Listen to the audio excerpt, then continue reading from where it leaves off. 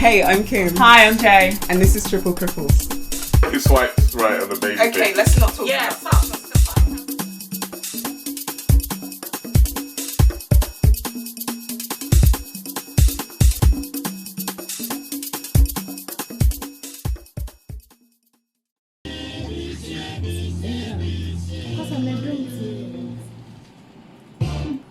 After midday is the time. Hello, good afternoon. This is Woman to Woman. We are live on 95.7 megahertz Uniiq FM. We are also live on the internet at gbcghanaonline.com. An estimated 1 in 5 women live with disabilities, and the prevalence of disability is higher among women than men, representing about 19% against 12%.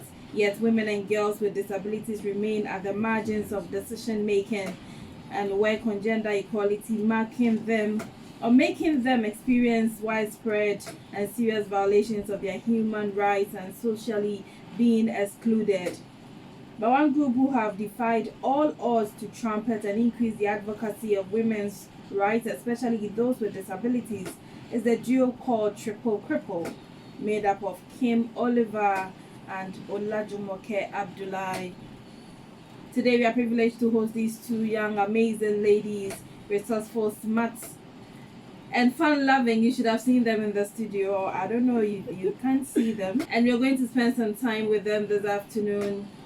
This is your women-centric program, Woman to Woman.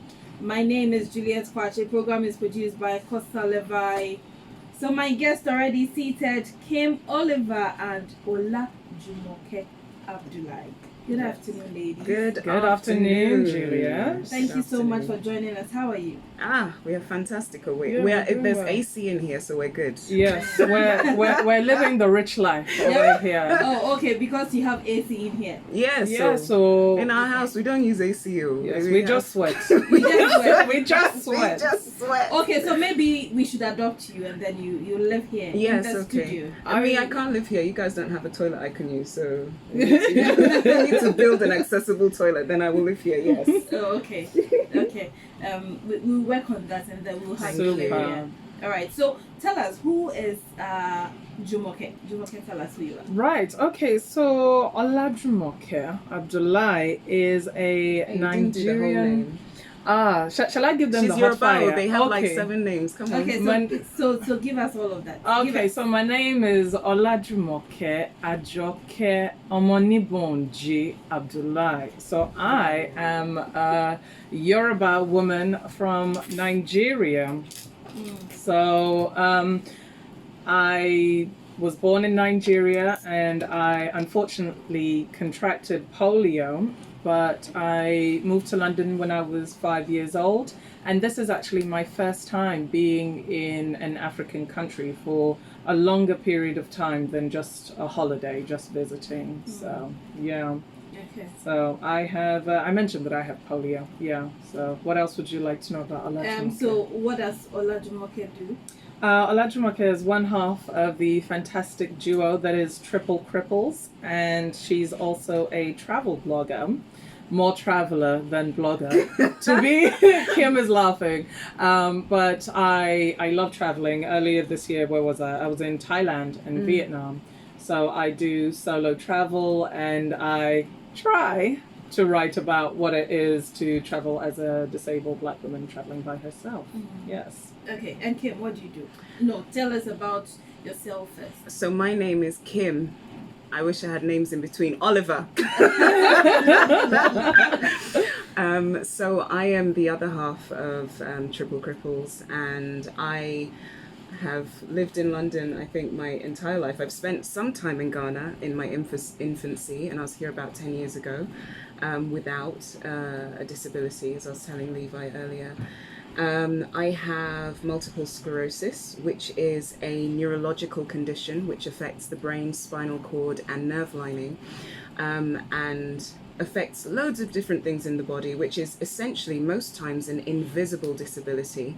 But with me, because of some of the ways that it affects me, I use a wheelchair, so you can see that I have a disability. But lots of people with MS, you can't really see. You just know that, oh, why are they always lying down? Oh, why are they always saying they're in pain? And so you kind of think that the symptoms are something else. You think it's laziness and just, I don't want to try. But actually, there's something going on inside.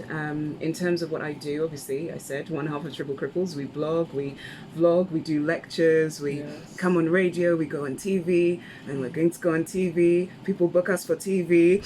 We're available for TV. But I write as well. So I'm a writer. So not just I write fiction, but I also do copywriting, and we write articles and things like that. So following on from the lectures thing, actually we gave the disability lecture earlier this year at the University of Oxford, and we made history as the very first disabled black women to do so. We were the first black women and disabled black women on top of that.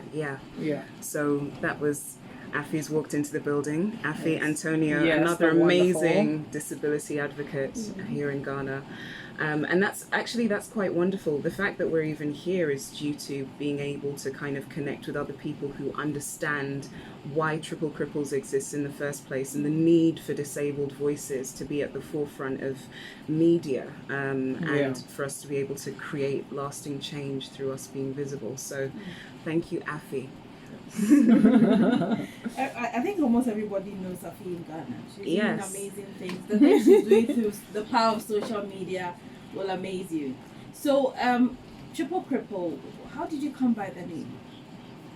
Right. It was quite a tongue-in-cheek moment. We had actually been at Kym's place in London, and we were deciding, okay, this is what we want to do. Now we have to have a name, and it has to be something catchy. And an offhand remark that Kym had made. Because I like jokes. Yes, we both love jokes, and thankfully for us and for the longevity of Triple Cripples, we have the same kind of humor. So she's like, oh, I don't know, Triple Cripples, and I latched onto it. Yeah, because we were trying to think of something that captured all three layers of marginalization that we experience. We are, in London, where it's a majority white nation, so we are black in London. In Ghana, I'm not black, I'm just Kym, right?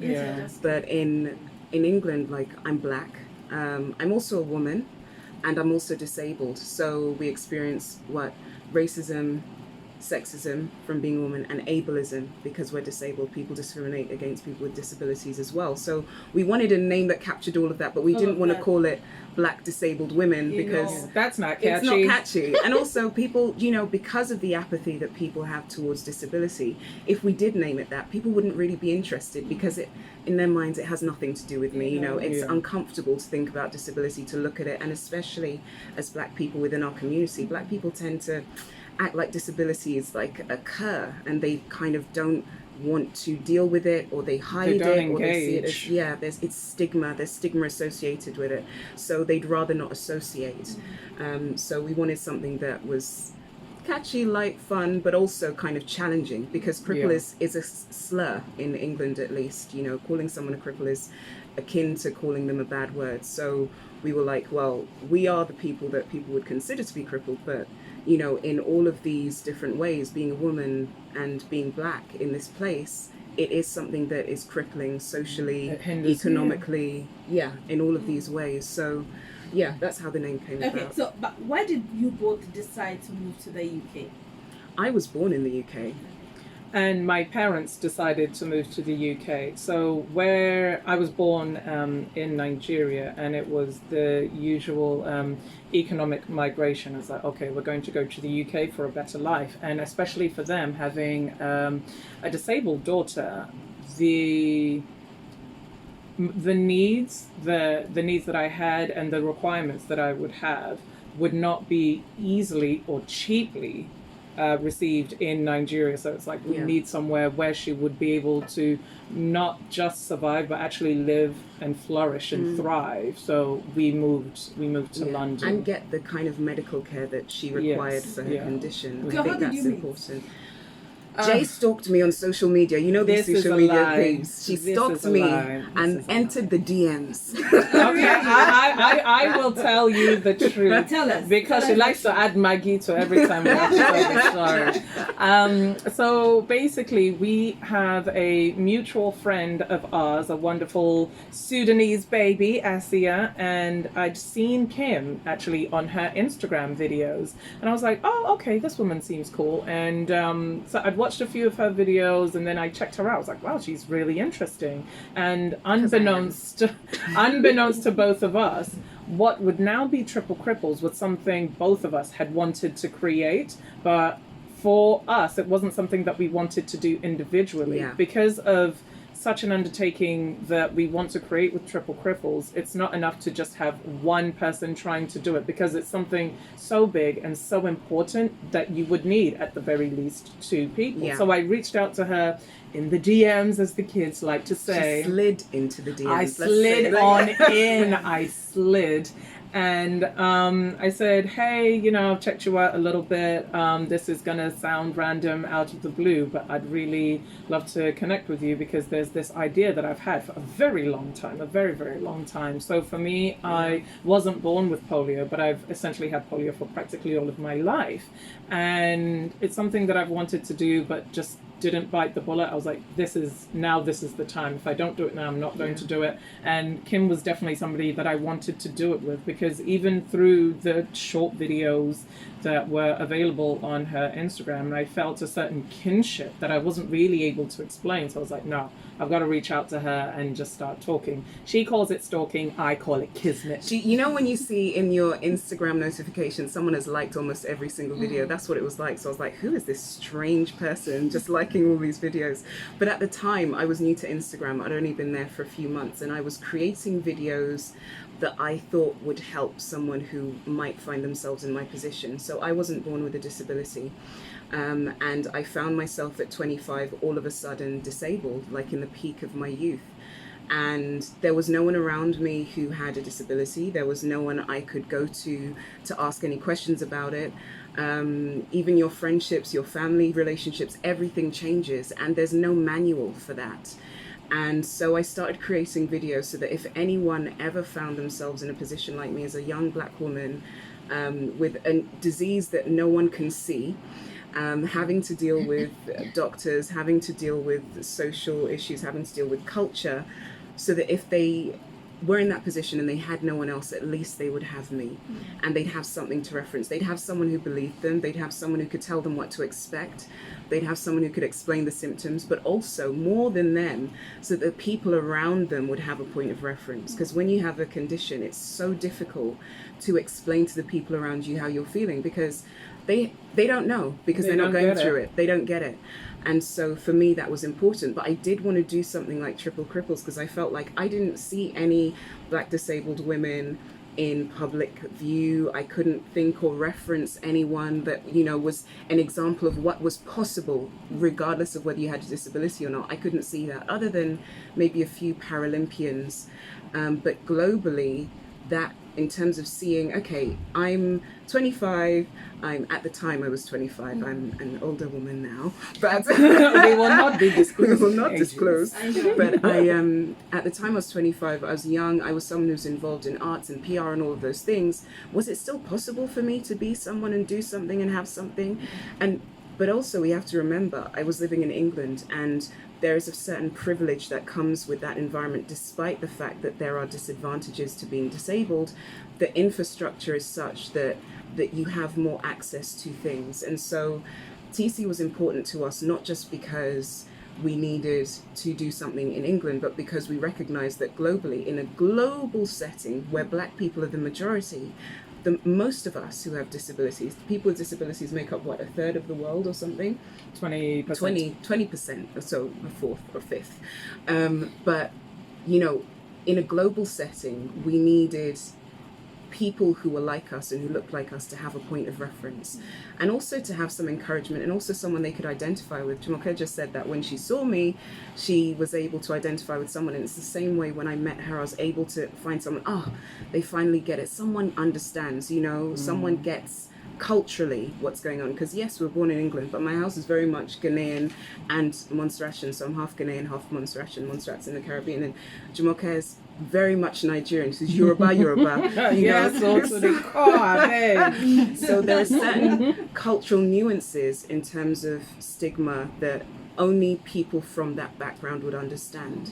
So we wanted to be able to bring that all around the world. Yes. Yes. Right. So let me break this down quick. When it hits you at 25, when this condition hits you, how did that change your life? How did you feel initially? I think that for me there was a lot of denial initially, because I grew up in a home where there are black women, and black women, no matter what, you get up, you do what you have to do, your hip can be falling off, you still go to work, you still do things for the children, you still look after your husband, so for me initially when it first started happening, especially because I couldn't see physically, because the culture we're from is like you have to see something before you believe it, right? Because I also couldn't see what's wrong. All these things were happening. I couldn't balance, I couldn't stand, I was in pain, I was fatigued. But because I couldn't see it, I still didn't believe it myself, even though I was experiencing it. And also the people around me reinforced that, right? So initially it was denial. And then when it hit me, and I ended up in hospital for a long time, I think it's despair that you feel. You feel cheated. You feel like something's been stolen from you, because I was someone who was never in my house. I was out 7 days a week. I was working. I was had my side businesses. I was always doing something and quite industrious and always there. If someone picks up the phone, I'm the person they call. My baby's a hustler. Yeah, I was there. So going from that to being stuck in a hospital bed or stuck in bed and people having to care for you, having to bathe you, having to get food for you, having to ask for help. Those things are, for me, especially at that age, someone who was quite independent, I'd lived out at home, I'd done all sorts of things, it was horrendous. And so I felt cheated, I felt depressed, I felt all of the things that you'll feel. At one point, I didn't want to carry on living because I felt like I'd lost everything, because I didn't even know who I was. If I can't do, who am I? You know, because you get taught that who you are is what you can do, as opposed to what is inside you. And so for me, that was the initial thing. And you go through a mourning period. It's like, you know, the old you is dead. And so now you have to craft this whole new person. You have to find out, okay, what can I do? What can't I do? Who am I? What does it mean to be Kym? You know, so that's initially what it was like. Okay. And so, Jumoke, for you had polio at 5. No, I had polio before my first birthday. I moved to London at 5. You moved to London at 5. Yeah. So growing up in London Yeah. with a condition, Yeah. how was it? We just want to know. Yeah, for me it was quite odd because I've grown up with a disability. So one thing that I definitely noticed before, but has certainly been crystallized since meeting Kym, is that I'm a very funny person. So I'm usually, if somebody's trying to describe me, it's like, oh yes, Jumoke, she's so funny, so this, the life of the party. And what I found was that I was trying to be all of these things to all of these people so I could distract from the fact that I was disabled. I didn't want to be Jumoke, the disabled girl. I didn't want to be Jumoke, the girl with the two things. Like, oh, can't you see her coming? It's like, oh yeah, she's come. Ah, you're going to have fun now. Like, fun has arrived. So for somebody like me that has been disabled for practically all of my life, there are certain coping mechanisms that people use to deal with the fact that they are disabled. And for me, prior to meeting Kym, I would always try to diminish my disability. I would always be, it's like, no, I'm Jumoke first. Like, I would never be Jumoke, the disabled girl. But since meeting her and creating Triple Cripples, I felt it's okay to actually lean into my disability. Like, yes, I am disabled, but that is just one part of who I am. And I felt that I no longer needed to hide away from that, because one thing myself and Kym definitely do say is we both come from able-bodied families. We are the only ones in our families that are disabled. And finding each other, we found home within one another as well. So it's like, okay, if I've got my sister, I don't need to hide. Like, I'm okay and I will be okay. And that was definitely something very important. Oh, baby girl. That was definitely something very important that I will certainly cherish through Triple Cripples being created. Like, yes, we want to make the world better for the majority, because we are the majority. Don't let these white people lie to you.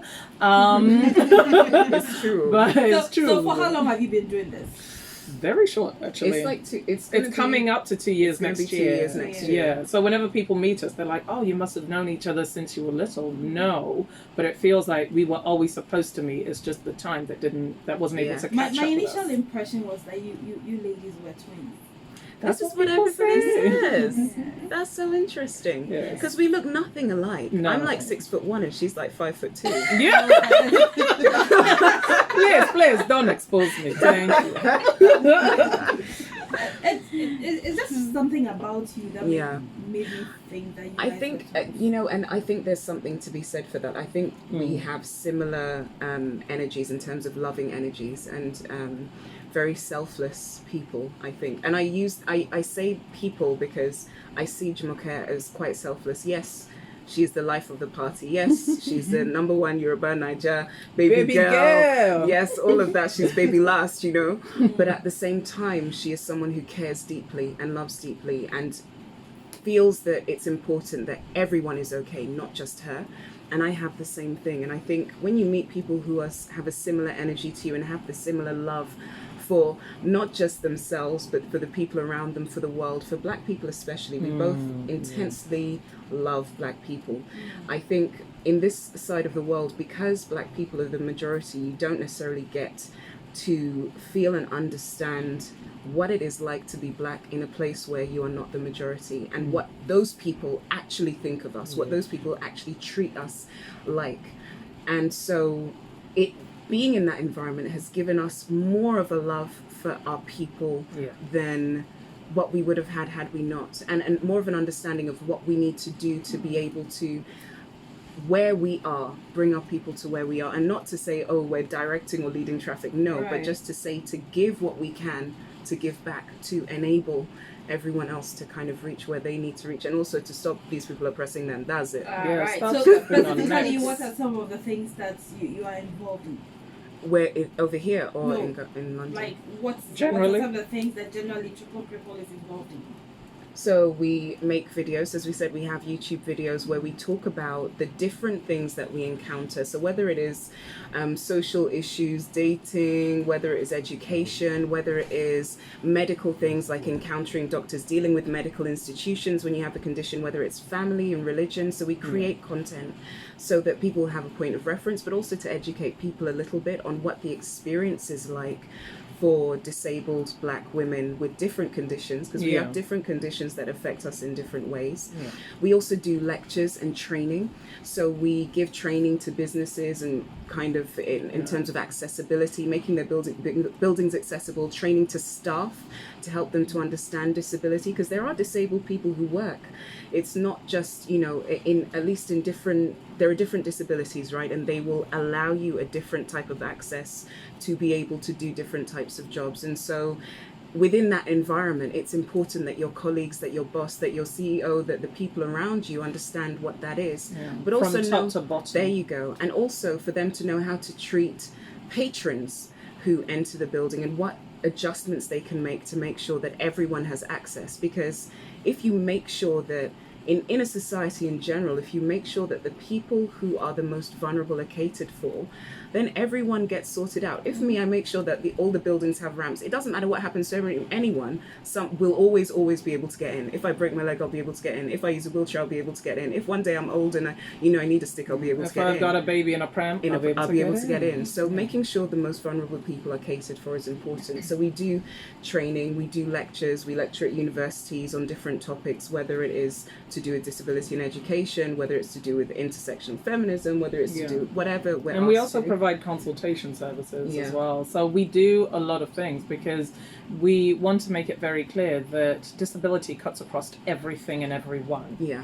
It cuts across everything. So it can't just be a case of, okay, now we've got a disability issue, let's bring in the disability girls. No, if you've got an issue that affects women, disabled people need to be there. If you have an issue that affects climate change, disabled people definitely need to be there. If it affects education, we need to be there. We need to be there at all times. We cannot be at the best times we're an afterthought, but sometimes we're not even thought about. You know, I was reading on Twitter recently, like there had been a fire alarm that had gone off in a building that this disabled woman was in, And for an hour, she was just left there at the stairs. People came by. It was like, okay, help will be coming, help will be coming. But help never came.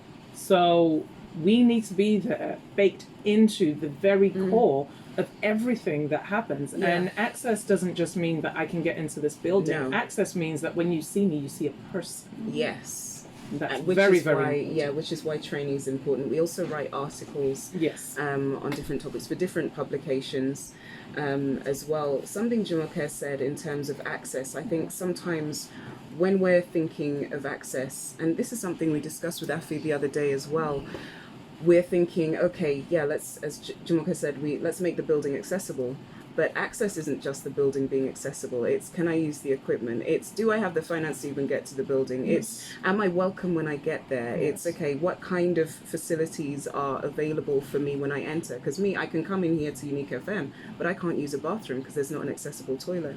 And it's, those kind of human things that make you comfortable, that will enable me to hydrate, that will enable me to sing if I need to sing, that will, those are also part of it. But also, how do people treat me when I'm in the place? What are my opportunities after the point of access? Am I given the same opportunities as everyone else? Am I able to flourish? Even if I have the skills, am I allowed to?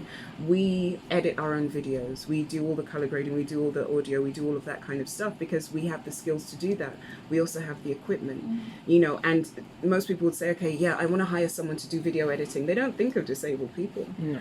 But that's a skill that I have. So it's more than just, okay, yes, we've got a ramp. It's it's the mentality, it's the attitude, it's the culture.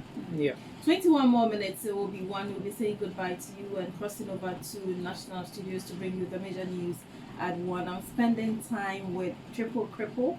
I thought initially they were twins, but they are not twins. But we're both beautiful, thank you. Yes, they are beautiful. Kym Oliver and Ola Jumoke Abdullahi. They make up Triple Cripple, and they are speaking to us about empowering women and girls with disabilities. And so that is what we are doing this afternoon. You can reach out to us and get interactive with us. 0302 770179 0302 770179. So what would you say has been the impact of Triple Cripple so far? Ooh. I think from what I've seen from responses that we have gotten from people is a sigh of relief of finally. Finally, this thing that I, regardless of whichever corner of the world it is, I've been thinking, I've been feeling, I've been experiencing, you are now actually articulating it. You are now putting it out there. You are putting it out there in the mainstream, unapologetically putting it out into the mainstream that actually, no, we have the lived experience and this is what it is. This is what it means to have been disabled for practically all of your life. But this is also what it is to have acquired a disability. This is what it is to go into a room and feeling immediately unwelcome without anybody actually having to say anything. Yeah. So for a lot of the responses that we have gotten, it's the fact that people are finally being seen, like these people get it and they're talking unapologetically about getting it as well. And it's seeing yourself because you cannot be what you cannot see. And it's just kind of like, wow, okay, this is an avenue that might actually be open to me. And that's very powerful because the media is very, very powerful. Very much so. As a tool, when we think of the media, it reaches everyone everywhere. Yes. So now, if this is reaching everyone everywhere and I'm not present, then is it just me? Am I the only one that experiences these certain things? So having people there that look like you, that have lived lives like you have, is very, very important. Yes. And I think being able to identify with them as well. And as Jay said, like seeing yourself has such a huge impact on how you now move through the world. Now that I know that someone looks like me who, and is in a place that people are listening to them, maybe I can be listened to too. Maybe I have the confidence now to say no when someone is telling me something that is out of line, or kind of sending someone to reference something that Jay and Kym have said, or, you know, but it's also some of the feedback we've gotten, especially the personal feedback from younger people as well, is that whole kind of, they feel like they're now part of the community, and they don't feel isolated anymore, because being disabled is very isolating. And I know I was saying before, access isn't just about buildings, but that's a huge part of it. It is a big old part. I want to be with my friends. Yeah, being able to get to places, being able to go places, being able to be part of, being able to go to school, integrate, all of those things. If you're the only disabled person, and physically disabled in a lot of ways, because some invisible disabilities allow you to take part in things, right? But for those who have mainly physical challenges, it can be a very isolating experience. Even for those without, you know, if you have disabilities that affect your learning and all of those kinds of things, people treat you differently and don't interact with you in the way that they interact with others. Yeah, or if you have a chronic illness as well. So it's like, I'm not going to invite you out anymore because you always say no. It's like, I wish I could come, but it's just a fact that my body has said no. So using the internet is really cool, because it means people all over the world can access you. It means that you can communicate directly with us.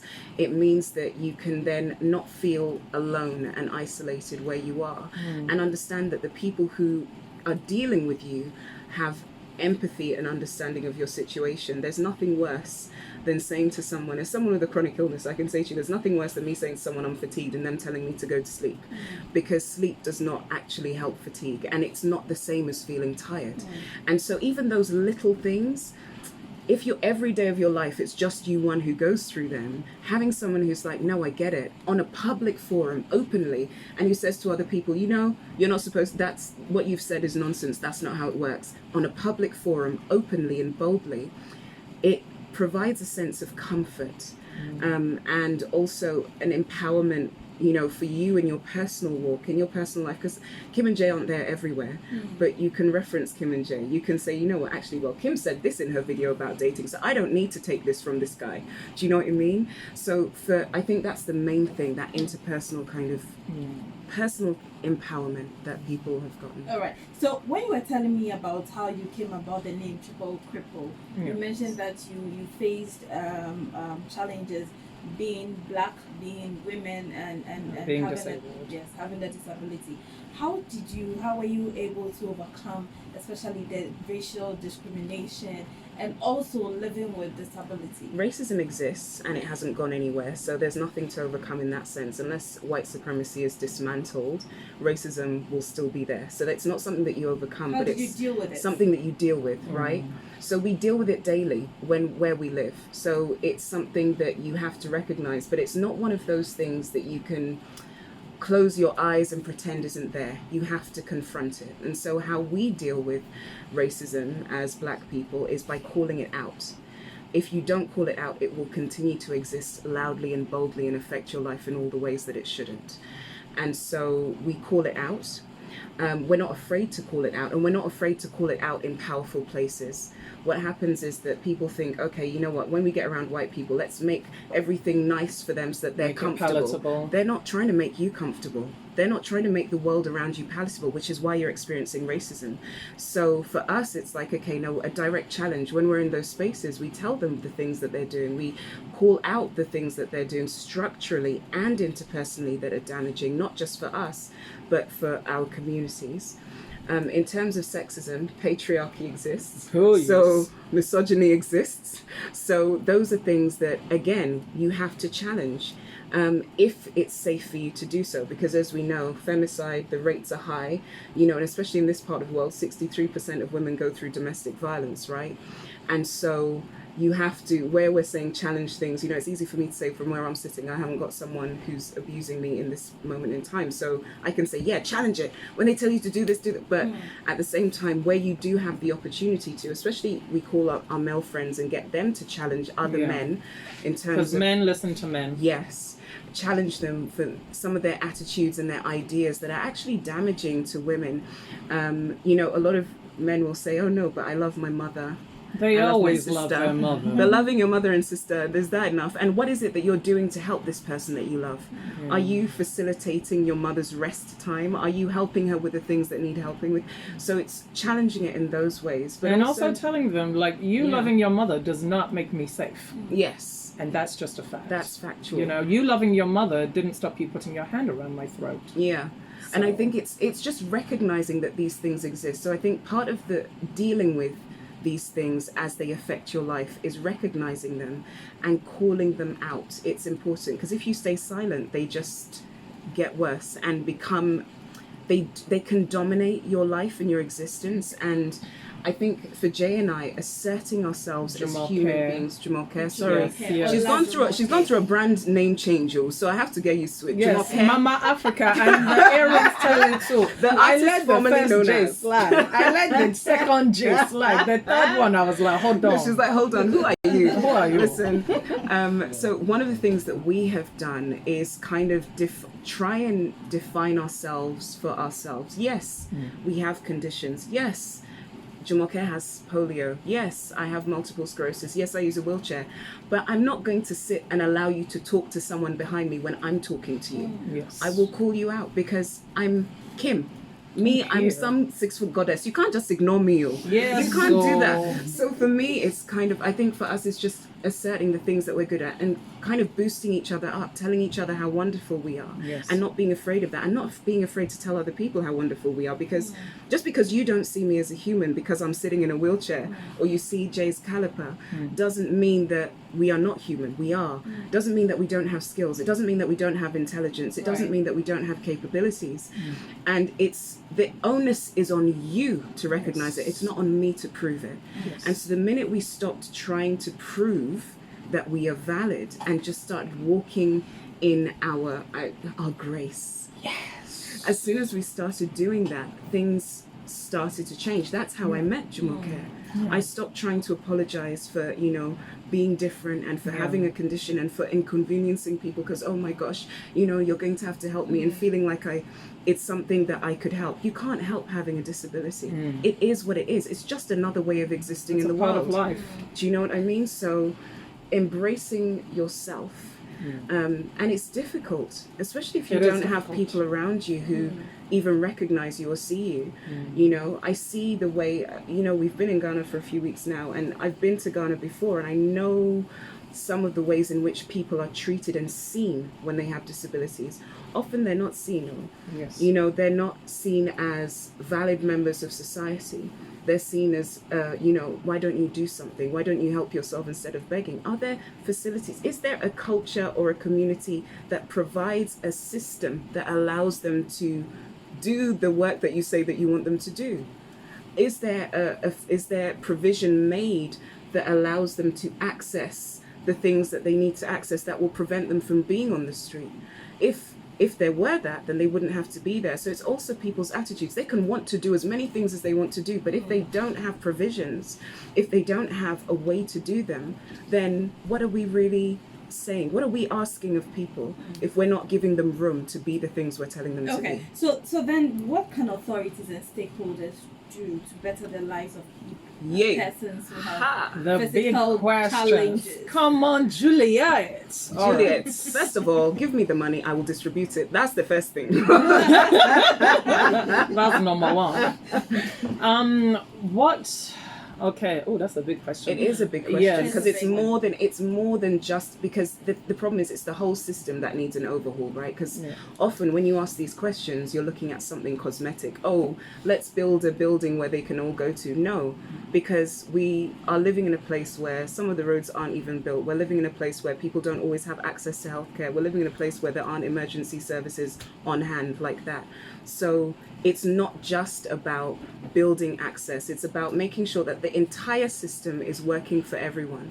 And so then that will cover us as well. But as we said at the beginning, if you make provisions, I guarantee, if you make adequate provisions structurally for disabled people, so that means from their infancy all the way up, so from healthcare to education to social care to economy, if you make provisions for them, everyone else is going to be fine, you know. Everyone else will be catered for.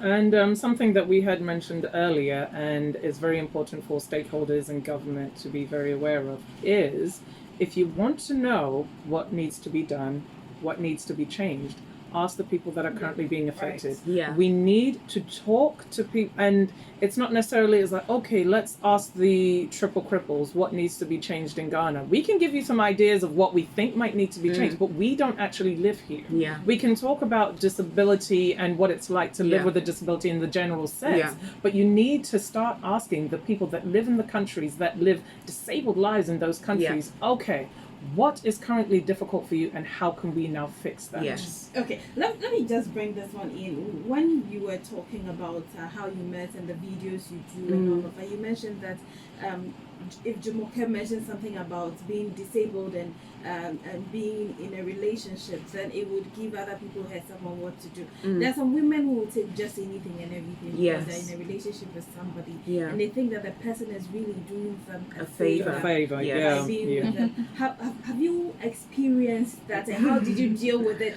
And how would that share with us? I'm sure it would help someone. Hey, we don't have enough time. But go on, if you go on our YouTube, go on our YouTube. We've done a whole series of videos on this, on dating as disabled black women. But yes, it is something that people think that because you are disabled, therefore you must be less than, so you must be grateful for the interaction they give to you. Me even saying hello to you is a benefit to you. Yeah, they think, oh yeah, you know, you should be grateful because no one wants you. And so I'm doing you a favor. Me with my nonsense attitude and behavior and lackluster personality, I'm doing you a favor. Can you imagine somebody with halitosis coming to you with halitosis?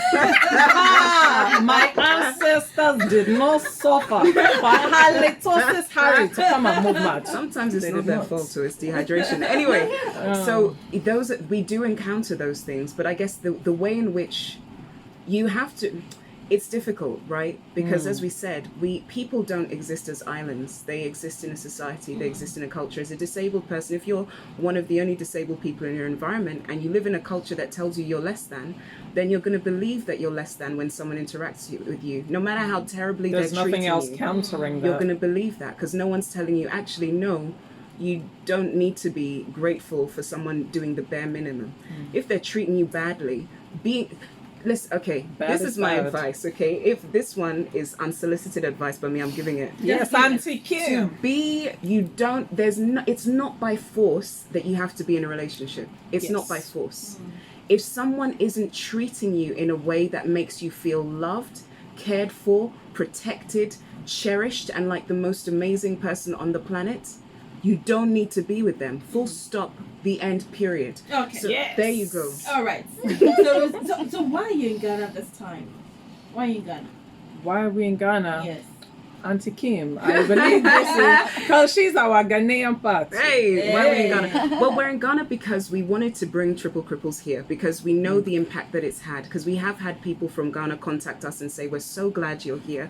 We're so glad we've been able to see your videos because it's really encouraged me. I have an uncle who had this problem. I have sisters, I have cousins. And just seeing you and hearing you talk about these things, I know someone understands. But also we know the power of media. We want to be on all the platforms that people can see me, a disabled woman in a wheelchair, Jumoke with her crutches and her caliper, and know that it's possible for us to exist in every sphere, and so for people to see that, when people see us, then they will know, okay, if it's possible for them, maybe it's possible for Ama or Ekwa or, Joseph or whoever. For the disabled people in their lives. And for them to, through us, treat them differently. But also, we want to connect with the people on the ground who are doing work to change the landscape for disabled people. It's all well and good us coming here, but we need to know what the issues are here. I know the issues that I face since I've come, but what are the issues for the people who are living here daily? What are they going through and what needs to change for them? And maybe we can lend our voices to lift up their voices in their own place. So where are you going to? Who will you be speaking to? We're speaking to you now. Yeah. The baby girl Juliet. And I'm told I'm the first person here. Yes. This is our virgin voyage. Yes. So where else will you be going and what will you be doing? Well, initially we were hoping to go to the Volta region, but we are going to be in Accra for a while. It's year of return. Everyone is here, isn't Yeah. it? So we're hoping to do a few different TV stations. I think we're doing Metro TV next week. Yeah. And we're trying to talk to some people from some other places and see if we can go and talk to them. But we're available for interviews, just generally, yeah. And Jumoke is going to Nigeria to do some outreach work there as well. Yeah. Oh, okay. Going back to the motherland. Yeah. Sure. You mentioned your full name for us before you leave. I just loved it. Yes, it was beautiful. Very isn't it? long and beautiful. Yes. So let's get your social media handles. Yes. So Yes. anyone who So, wants to follow. if you want to follow us on Twitter and Instagram, it's Triple Cripples. That's TRIPLECRIPPLES. and on YouTube and Facebook, it's just the THE Triple Cripples Yes. Okay. with the S at the end. Yeah, so you can Okay. find us on all the platforms really. Okay. So we have 2 minutes to end it. I'll take a quick one from each of you. A minute each. I know you talk. Yay! Wait, that one was directed at me. You looked at me, but you pointed at Jumoke. But it's okay. So a minute each. Well, can we just first of all thank Makiba Boating Utip Yes. at MCPR for this, and the whole team for just being so supportive for our trip here. They've just been wonderful in terms of their Yeah. connections and, helping us network with amazing Yeah. people like Afi. So Fantastic. shout out to them. Shout out to them. But Yeah. yes, you wanted 1 minute. That was 30 seconds. But go on. All right. All right. So Jumoke. Jumoke, being disabled isn't bad. Yeah. I don't know. I'm Yes. being put on the spot. But okay, quick thing. Like any Ghanaian cuties or non-Ghanaian cuties that happen to be in Accra, holla me. It is Ola Jumoke. Okay. All right. I want to thank you so much. I've had fun talking to you. We've had fun. And we wish you the very best in all that you do. We'll follow you, and Yes, when you have please. programs, we'll make time and join you. Thank you so Thank you much, so much. Kym, Thank you, Julia. Oliver, and Ola. Jumoke. Oh. Pepper them! All right, thank you so much, Thank you. Jumoke and Kym, and thank you to Afi also for passing through, and thank you to my producer Costa Leva, producer Large. The news will be on when it's 1. Good afternoon. Enjoy the rest of our program. We'll be back same time.